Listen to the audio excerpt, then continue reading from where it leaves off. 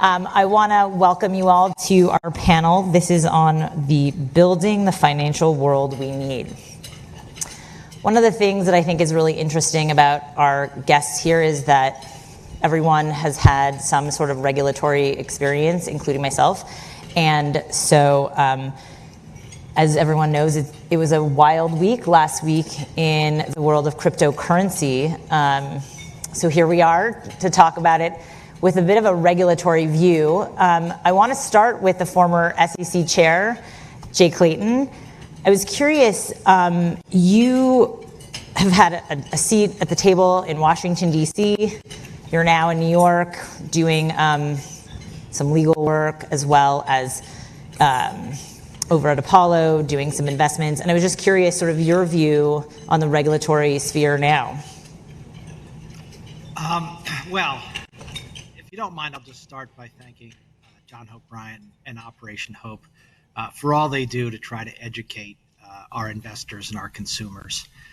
And I'll then start with that lens, which is, what are we seeing in the vast product space that people refer to as cryptocurrency, crypto products, digital assets, and what I hope that we're seeing is a rigor coming to this. And last week, what happened in the stablecoin market demonstrated why there is a need for rigor in terms of analysis and also regulation, smart regulation.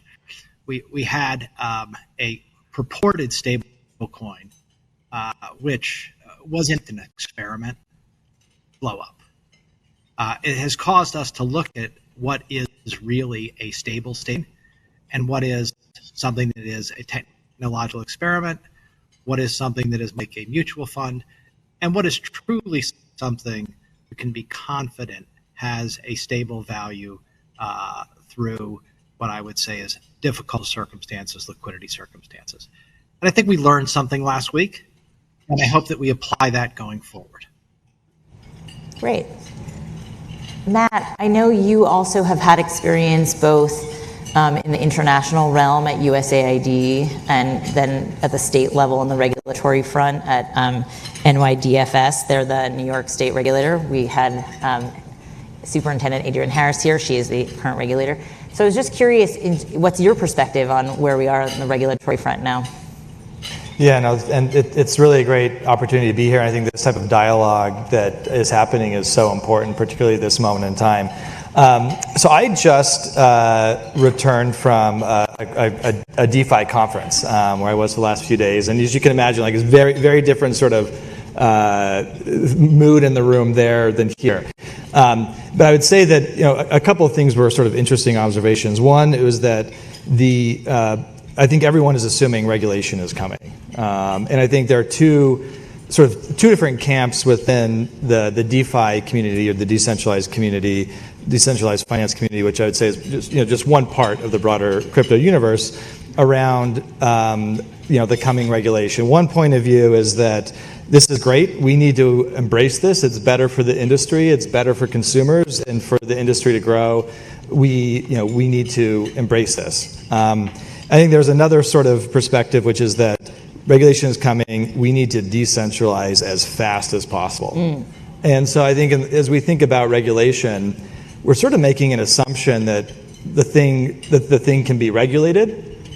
And I think we need to sort of challenge that assumption and think about how it can, in what ways it could be regulated. And there's sort of an analogy I think is useful to think of here, which is the various states of matter. So if people remember their science classes, you have a solid state, a liquid state, and a gas state. And I think within financial services, we have seen the products and services move from what was a solid state to now something that is much more of a gas state. And so the way that we regulate that will have to probably be much different.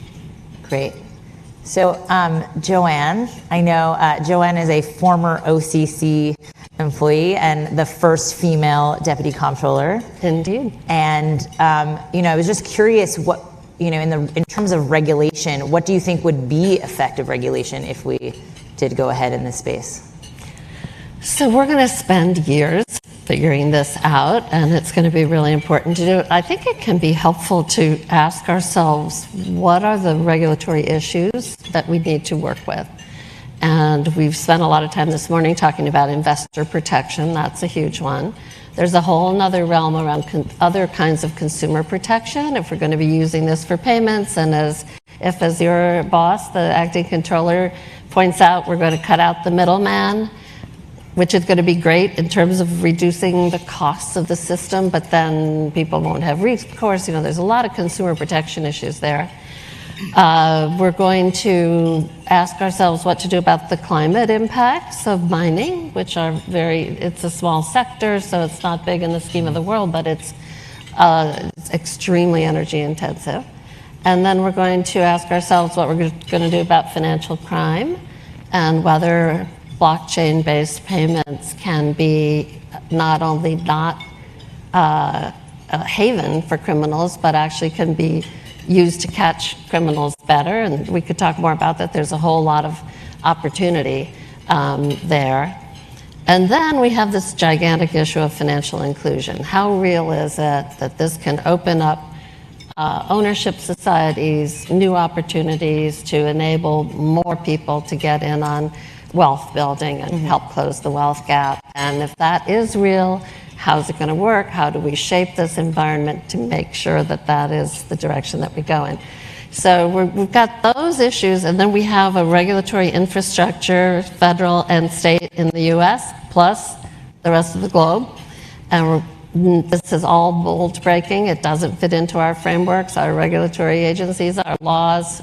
So we've got a lot of work to do. But I think Matt is right that there will be part of this that is so decentralized that it won't be able to be regulated through any of our traditional methods. We're going to have to use technology, a lot of technology to regulate it at all. So I want to go back to Jay and ask a little bit about technology and innovation. I know during your tenure, CLOs became a big issue for you, and I just didn't know if you also wanted to sort of think about or discuss sort of investor protection in this new digital era for digital assets. Sure. And I will. Let me try and put a little bit of gloss on what was said. Very thoughtful. There clearly are things being offered in a tokenized form or in a distributed ledger form that look just like current financial products, perform just like current financial products, easily be regulated like current financial products. And we should recognize that. The ICO boom was exactly that. It was a securities offering called a token offering, and time has proven that it needed to be regulated as such. It was a market or a phenomenon where there was a great deal of speculation. I would say a great deal of fraud and lack of adequate information. And it turned out that most of the projects being funded by ICOs failed. There was a real need for investor protection. I would say at the other end of the spectrum, and a very promising end of the spectrum, the stablecoin area, stable stores of value that are promised to consumers have been regulated for centuries. And we need to continue to regulate those as such. I believe that it would be fairly straightforward to define the parameters that make a stable coin not a security, that make it not a mutual fund. And then that stable coin can be used, as they are every day, for billions of dollars of transactions to connect what I would say traditional finance with the tokenized financial world. If we do that, we're actually starting to unleash the power of distributed ledger technology across many spectrums. So there are areas that I think are fairly straightforward to regulate. We've been doing it. We need to continue to do more. Why don't I pause there and let my colleagues on stage either question me or let's have a dialogue around this. Yeah, I agree completely, and I think that I think that there are a lot of benefits to the current regulatory system, and but I think the one thing that we'll have to sort of keep an eye on is the role of intermediaries, right? I think financial regulation is predicated on there being an intermediary to regulate, and I agree the financial services that are products that emerge will be things that look similar to prior products, right? I mean, financial services, if you abstract it's sort of away, it's a foundational set of products that have existed for, some of them, many of them, for a very long time. What I think could be potentially different now is it would be if you were to no longer have intermediaries playing the same type of role they currently play. That would be very, very different. And I think that one of the things that you mentioned is so important, I think, is having regulatory frameworks that are accessible to innovators. Because I think that we have probably not done as much as we could as a regulatory community to create accessible pathways for companies to come in and get regulated. Yeah. Let me just jump in and say I agree with you on both of those. I think we should be in search of regulation that is technologically agnostic. And I also agree with you that there is a challenge there in some areas because we rely on regulating intermediaries to protect investors and consumers. And to the extent you eliminate or decentralize the intermediary, that avenue for effective regulation is no longer there, and you have to figure out a new way to do it. What I would say to my innovative friends is when you go to see regulators, look at it that way. Say, technology that I have, and it does the regulatory job at least as well as you're currently doing it. Here is why. And in addition to that, it's much more efficient. Said another way, if you go in and say, this is much more efficient, therefore you should approve it, and you don't demonstrate why it does the regulatory job at least as well, that's not something that is easy for a regulator to stomach. I would just say I agree also that a lot of what is being done does fit into the molds that we already have, and it's just a matter of sort of clarifying, what goes where. And I also agree with you, Matt, that so as you said, I'm a former regulator. I really feel for the regulators in this situation because they're the ones who have to get it right. Everybody else can, move fast and break things or whatever. Regulators have to walk this knife edge of protecting the public. And on my list, I didn't even include financial systemic instability is a whole other issue. Protecting the public while also allowing innovation, which by definition, we can't even picture exactly what can happen. There's definitely a lot of risk that regulation will squelch something good. And I think all of us who are working in this space, people who are full-time in this space are trying to keep up with it, layer one and layer two, and who's building what on top of Ethereum today, and what amazing thing is it doing? And so we aren't going to be able to settle it soon. We're going to learn by doing, I think. And can I just say one other thing really quickly? I do think stablecoins I have a podcast show. It's called Barefoot Innovation. I recently had the acting controller on as a guest. I really recommend it to you. He was very interesting. And one of his arguments was if we can get the stablecoin part of this right, we'll get the rest of it right to a huge degree, that really is sort of the keystone. So it's interesting, Jay, you mentioned regulating the activities and not necessarily the technology. What do you think some of the risks we should look for are? In terms of risk to consumers, risks to the system, we've learned a lot over the last decade about that. Risk to consumers we solve in two ways. We solve it by trying to put consumers on an equal information playing field. That's what a lot of the disclosure rules we have are designed to do. And then to the extent that there's a problem, And this is one of the things about eliminating intermediaries. To the extent that there's a problem, there needs to be meaningful recourse. One of the challenges right now that really needs to be addressed is the custody of digital assets. One of the reasons that custody is so important is that if something goes wrong, you actually have an ability to get the assets that are yours. I think there's a technological solution for this. There's a technological way forward. We need to get around the table and solve that, making sure that everybody is comfortable. I will note one other thing that makes regulation challenging. This is really the first innovation that has come at us from what I would say is the retail consumer sector, and also from a global perspective as opposed to a domestic perspective. Usually new products and new innovations, think about things like derivatives, credit default swaps. They come about in, I would say, the institutional space, and they come about jurisdiction specific. Here we had a global product that was largely retail. That's a very different way to start an innovation, and we're grappling with that as well. It's a great point. Yeah.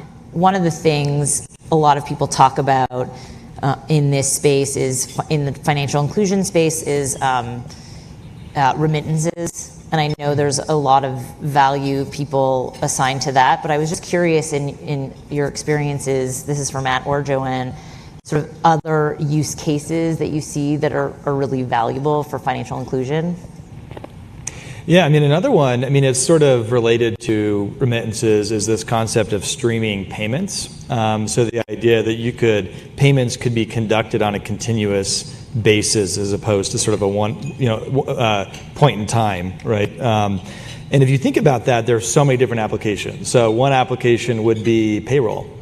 Like being able to pay someone clocks in at 9, they clock out at 5, they could get paid continuously at some increment. Maybe it doesn't have to be second by second, but it's some increment throughout the day.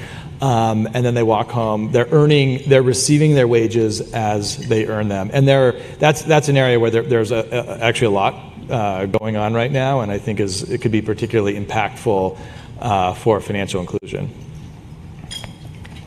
Yeah, I would add that we see a lot of adjacent activity that's more blockchain than crypto or DeFi, but is in use in this space and maybe doesn't completely rely on it, but that has the potential to solve a lot of problems. One of them is digital identity. And if we think the work you used to do at USAID, Matt, in emerging markets, where people don't even have an identity at all and can't get attached to the formal financial system, there's massive innovation on that underway in the world.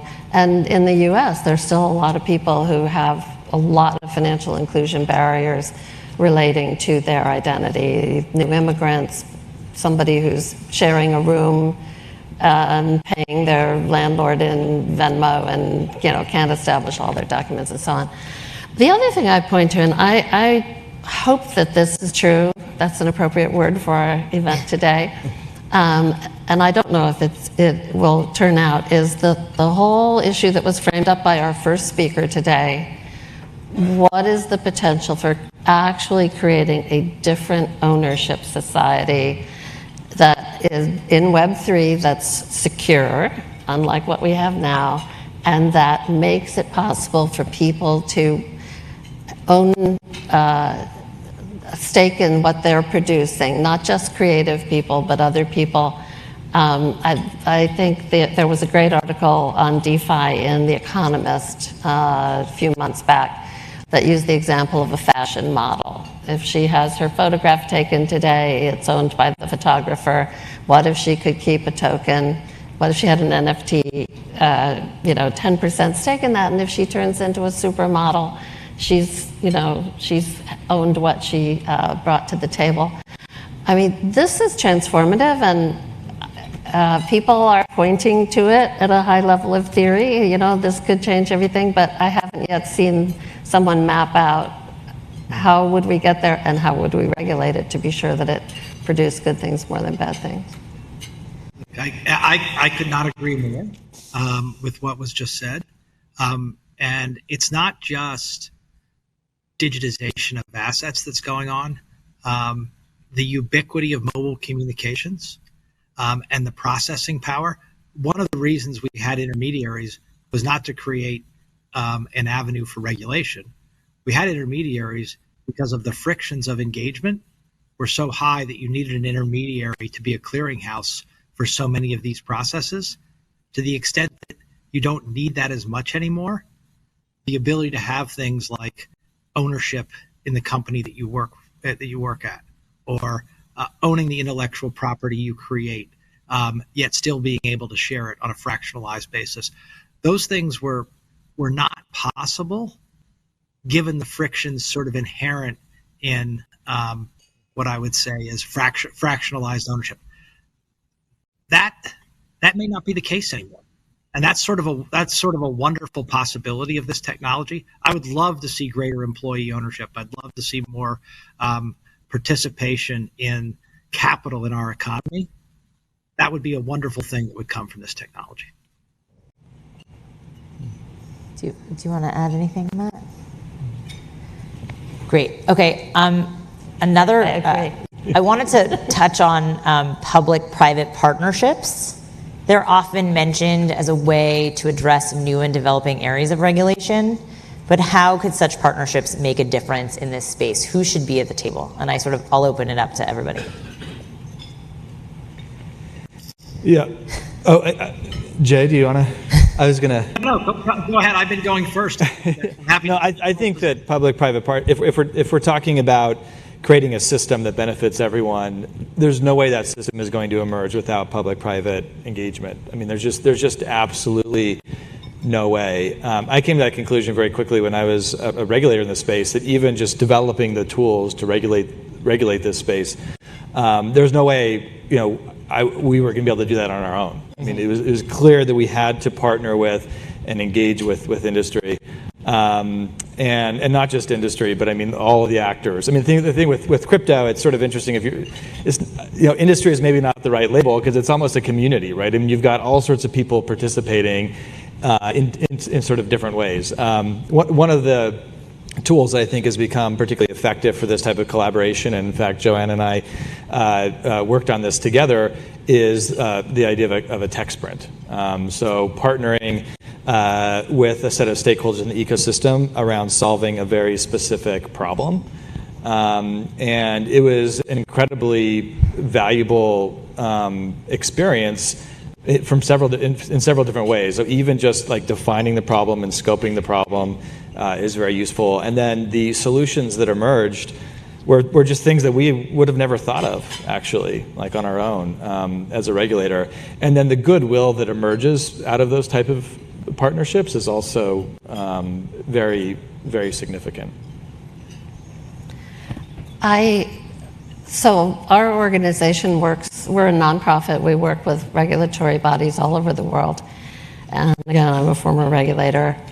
We are going to have more agile regulatory methods, and they're going to have to include an easier way of communicating between the public and private sectors.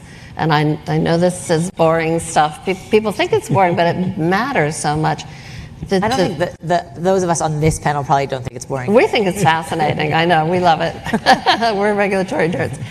So everybody's bored to death by the topic, but I mean, the way we change our rules, and appropriately so, is the government thinks hard about an important new thing, and then they put out a proposal or a request for comments, and then the lawyers read all that, and then they put out another thing, and they precede it all with a SBREFA, which I'm going to challenge you. You can't even tell me what SBREFA stands for, can you? No. It's a small business.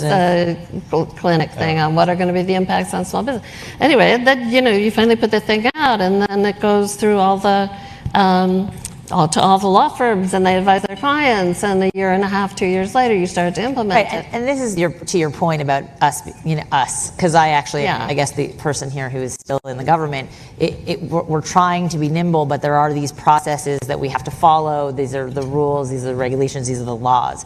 So we are following those, but it is it is really important to be nimble in this space. It is the law, so you have to do it, and it's also essential to get the public input. Yeah. But I think we should free our regulators up to have much easier dialogue. And other countries do it much more easily than we do.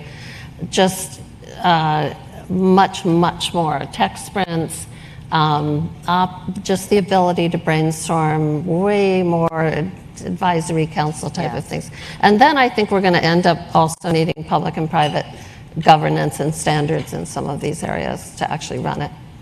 Yeah, I mean, if I could just add quickly, I think the regulatory process has to become far more iterative, and something that is currently evolving. I think that that's challenging for a lot of the reasons we understand and sort of the requirements that exist. But the space is moving so quickly that you have to. It will not work to kind of have an approach where you develop a rule and then you put it on, and then it's sort of there for a few decades, and then you revisit it. Yeah. A long time later.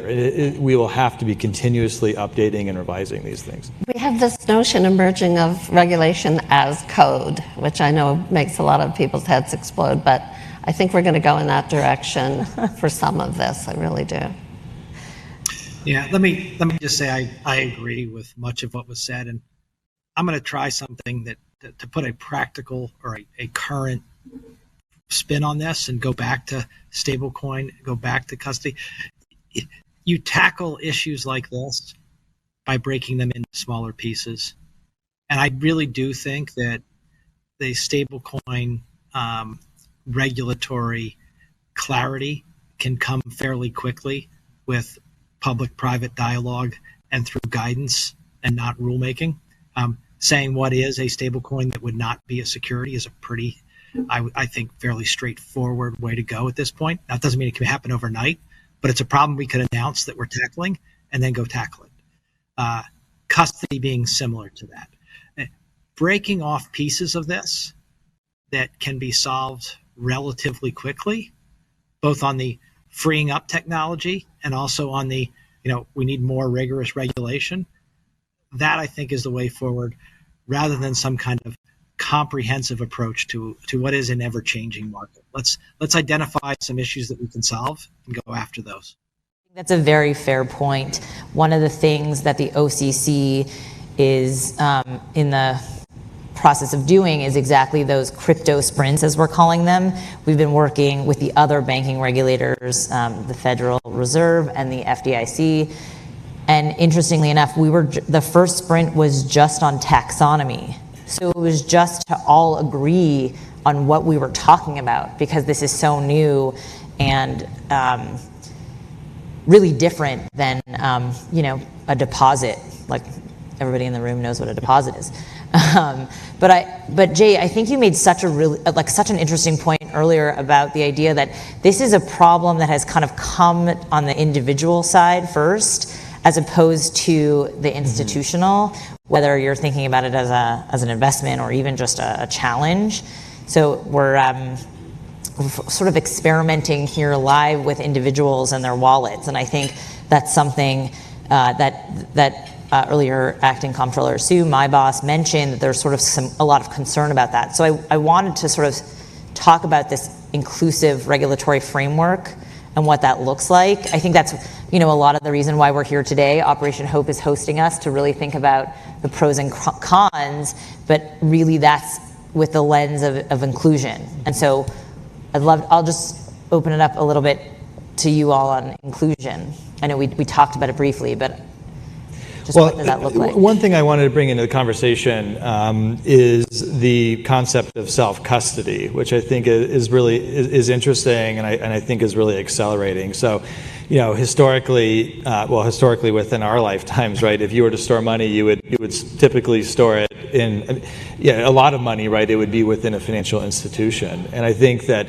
we're seeing a real shift with the crypto native population, and there are people that grew up during I think we forget that there are people that have grown up where crypto has always been a thing, right, in their lifetimes. And we're seeing younger people. Right, yes, younger people.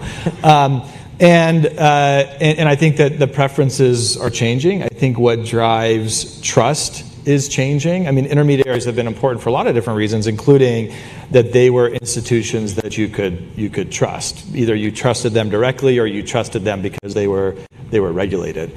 And I think that for some people, they put equal or more trust in software and being able to hold their assets directly, whether it's on their phone or a thumb drive or whatever. And that is, anyway, it's just a totally different world. I mean, that would be a real shift, I think, in how people manage their financial lives if we move to an environment where significant portions of the population were holding their assets under the equivalent of a bed or whatever, but like on a thumb drive. And we did used to, it's funny, we did used to do that. You'd hold cash, you'd hold stock certificates.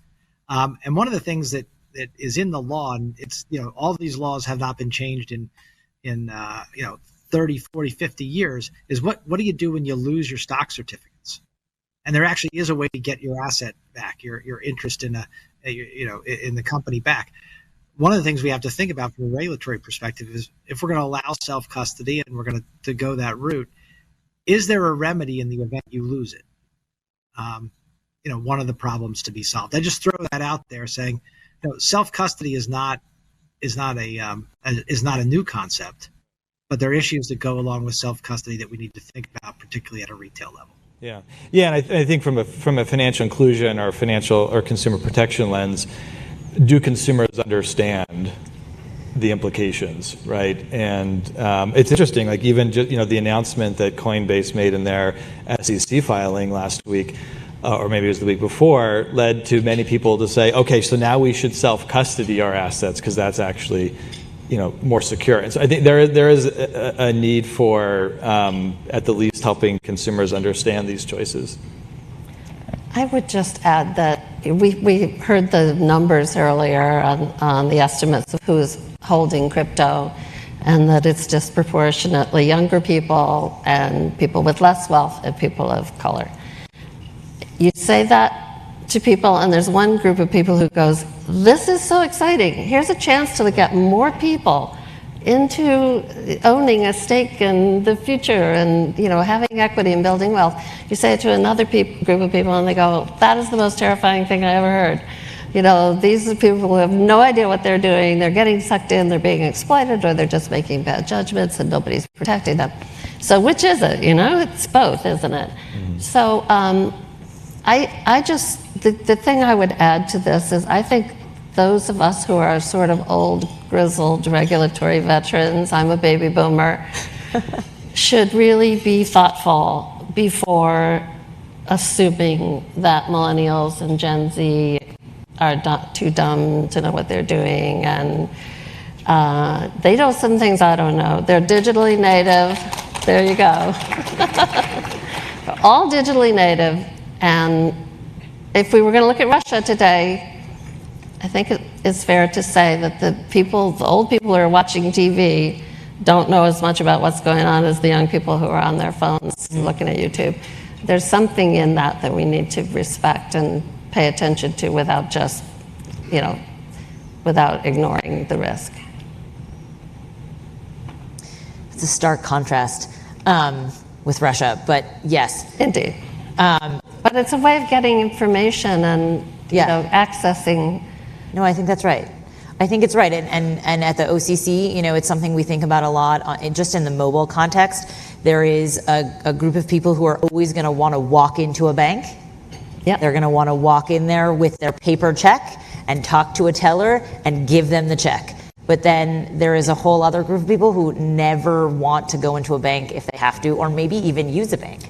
Right. So I think it's. If I could make a point there that we saw in the pandemic and the economic shutdown, we made a real push to try and accommodate people who still wanted paper. But at the SEC and across government, I know the OCC has been very helpful in this, to digitize the interaction with financial institutions. And all I can say is thank goodness when we shut down the economy and sent people home, that they were able to get on their computers and see that their money was still there. They were actually able to see that the market stabilized.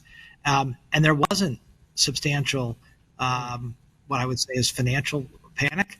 Right. Embracing that new technology and not saying we need to continue to keep people in paper, I believe really had an incredible benefit during that time.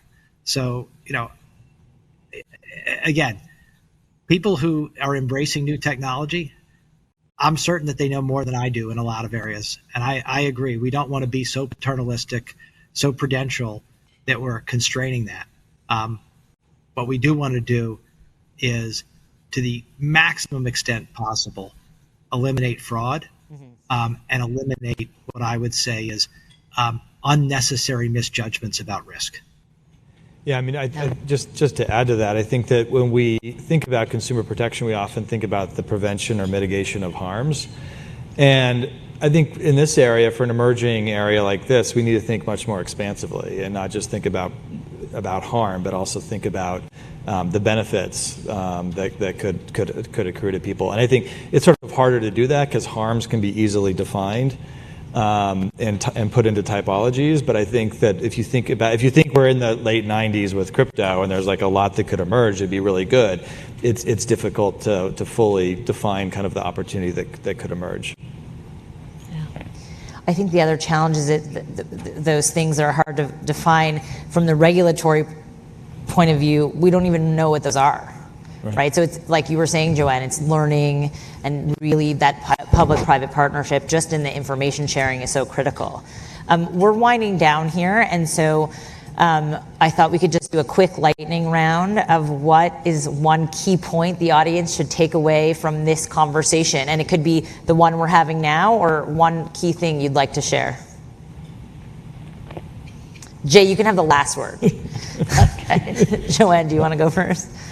Yeah, this is a little bit going back into the regulatory nerd world, but because this form of finance is so young and new and in a gaseous state instead of a solid or liquid, I also think it could lead the way to a whole new way of regulating. And this was the project that you and I did together when you were at the Department of Financial Services in New York. We asked ourselves if you were going to regulate crypto firms and get them to report information to the regulator so you wouldn't be blind in the pandemic, was there a better way to do it? They're all young firms. Their executives are tech people. They change all the time. And if we started thinking about could we regulate them in really electronic ways that could improve the regulatory insight into what's going, get more data, analyze it with AI and new methods, and lighten the burden on the industry, that could be a whole new model of financial regulation. Yeah, I mean, I think, so if I look toward the future, I mean, I think we'll have two systems that will exist in parallel for a very long time. I think we'll have the traditional financial services system, and I think we'll have sort of this, more decentralized system, and then I think we'll have crosswalks or bridges between the two. But I think that, I mean, the main point I would make is that I think we should not be afraid necessarily of a world with a reduced role for intermediaries. I think to some of the points, in fact, that Jay made, it can be, quite, an empowering environment for people. And I think that from a regulatory perspective, it will require us to think about how do we regulate in different ways. But the public nature of the blockchain, we may be able to get 80% of the way there. I don't know. Maybe we can get 80% of the way there, even though we don't have intermediaries. And I think we should view that as more of an opportunity than a threat. Great. Okay. I would say two things. I'm going to echo the idea that people getting together, particularly people from the private sector and the regulators, and having dialogues just like this one, which I thought was great, really do move the ball down the field in terms of where we're going. And I would also say that it is important to recognize the position of the U.S. in the world. And as far as technological development, we do want to be at the forefront of better regulation, but more efficient delivery of services. If we're achieving both of those things at the same time, we're doing great. Great. Thank you all so much for joining us on this panel. And thank you to Operation Hope and John Hope Bryant for hosting us today. And I think we're going to have a great rest of the day in this conversation. So thank you.